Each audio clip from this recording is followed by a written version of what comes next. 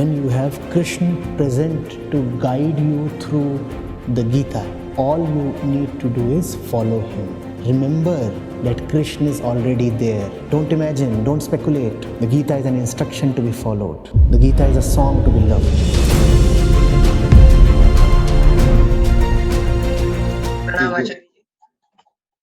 Yes. When I look at the youth, when I look at our generation, all I see is weakness of mind and body, and that's why they are pulled down to vices like chasing women, running after money, alcoholism, doing drugs, and all kind of nonsense and things which are unspeakable. And when I look at the lives of legends like Bhagat Singh, Chandrasekhar Azad, like even like Subhash Chandra Bose, I feel like why can't we become like them? And how can we become like them? And how do we live a life they lived? How can we live a life such fulfilling that when we die, we may not regret that we lived in a certain way.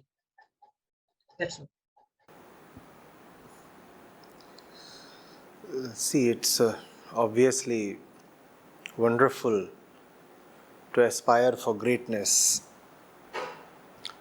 But remember that one has to start from where one is.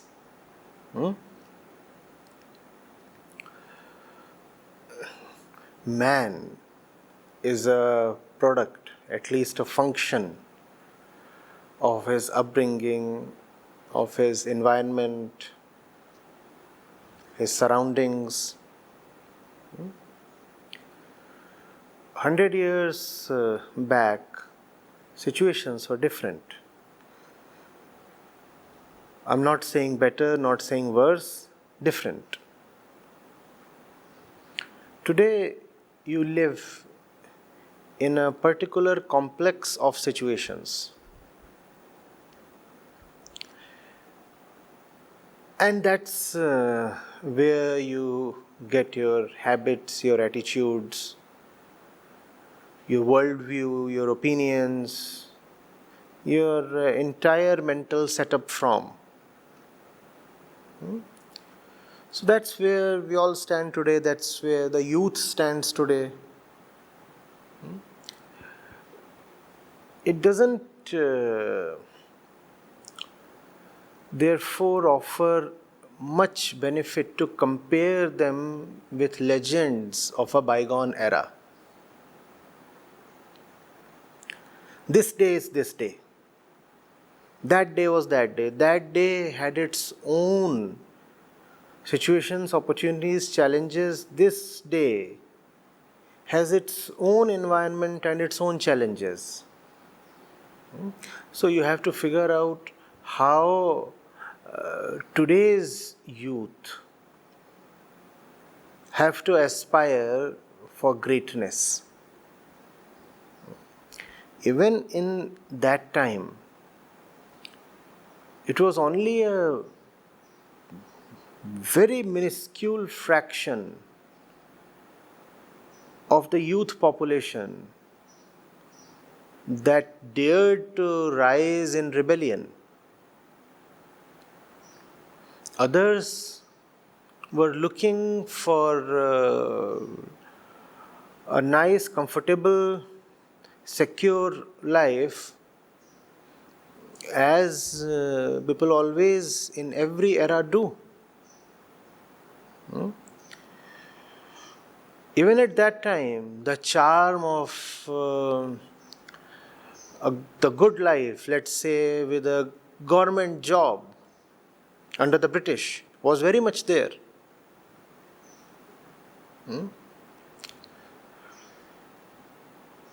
When Bhagat Singh was hanged, his body was not straight away handed over to his family or to the demonstrating public.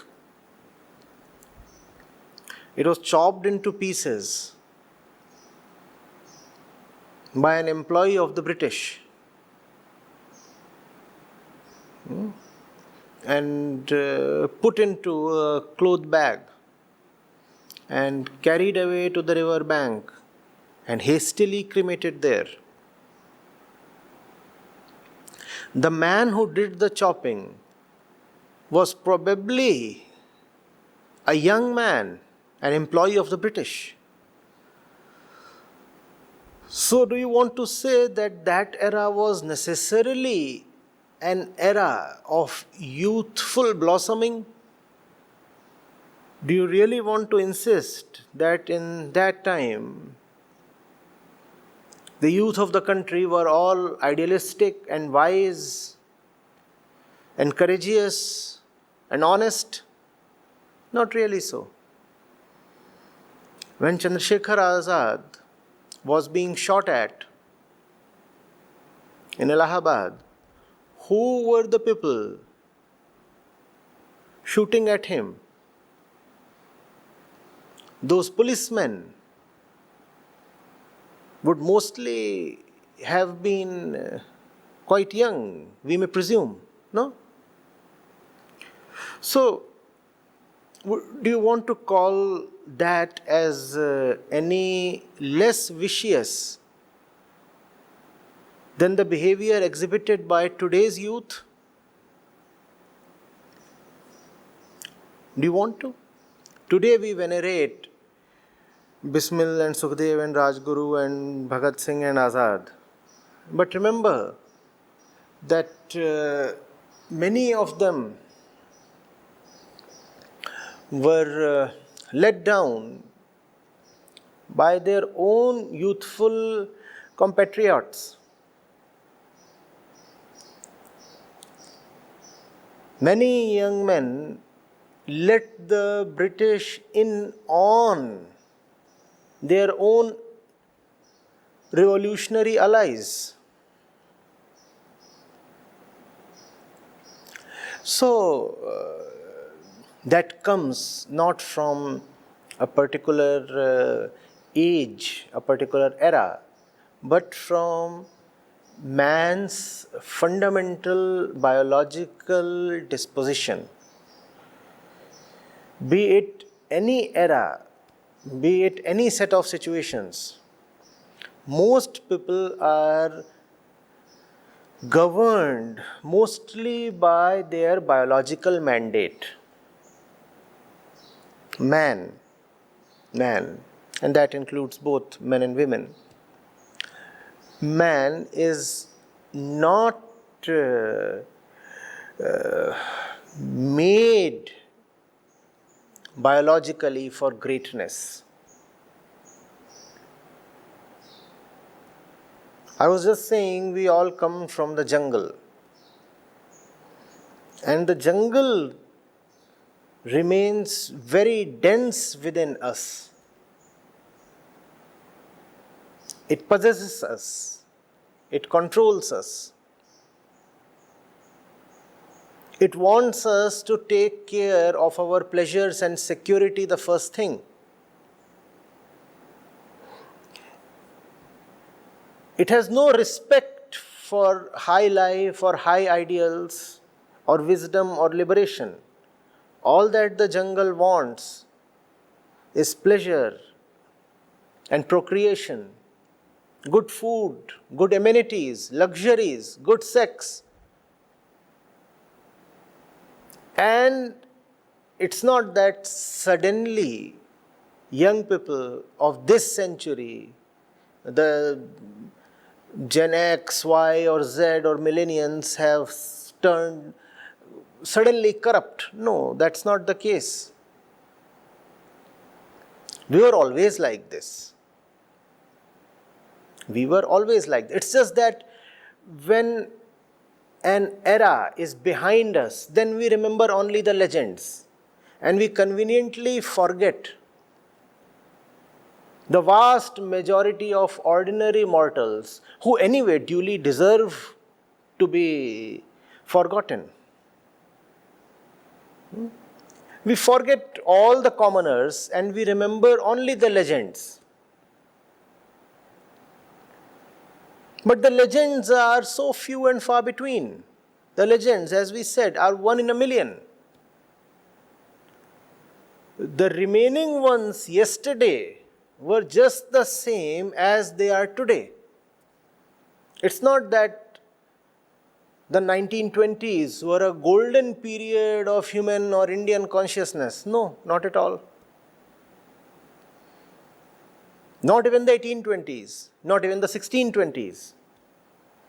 The ordinary man on the street, young or old, rich or poor, was always debauched. It's just that there are certain exceptions in every era. And those exceptions are not a product of that era. Those exceptions are a product of their own conscious choice. So that's what you need today. You cannot say Bhagat Singh was a product of his era. The men who murdered Bhagat Singh were a product of their era, not Bhagat Singh.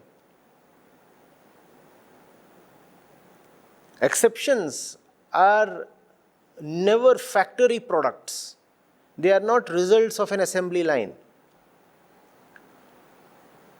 They are not outputs of a certain formula. So even today, if you want to have Bhagat Singhs, there can be no formula. There is filth all around. You talked of alcoholism and womanizing and weakness among youth. Now all that prevails all around us. In the middle of this, a miracle has to happen. And as we said, that miracle cannot be formula based. Somebody has to rise on his own with very little support from the environment, with very little around to validate what he is doing. And then, in the next century, people will remember you and say, oh, well, the last century was such a golden one. And somebody like, let's say, you, our friend on the screen, emerged in this century, and why is our particular century so debauched? This is going to continue like this. We always have a choice. The choice is to either follow your biological compulsions, the social norms, or go by the whisperings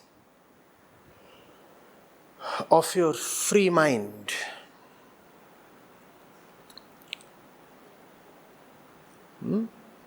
The aspirations of your evening consciousness.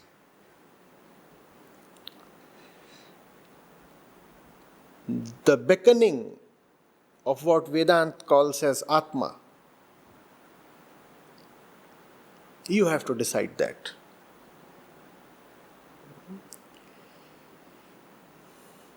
Don't blame the times.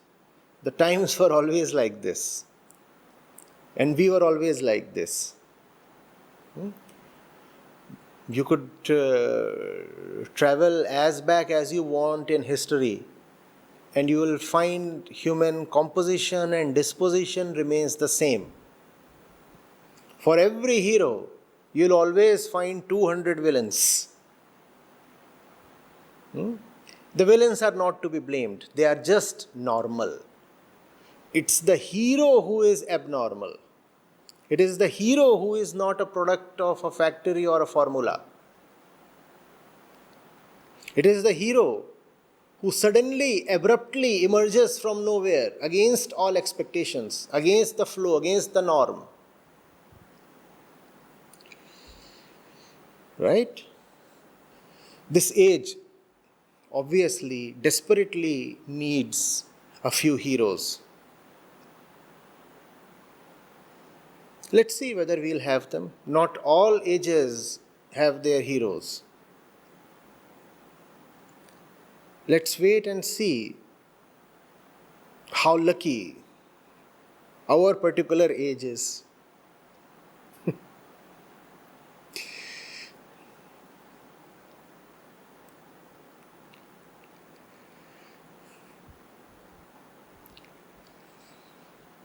Yes? Thank you, sir.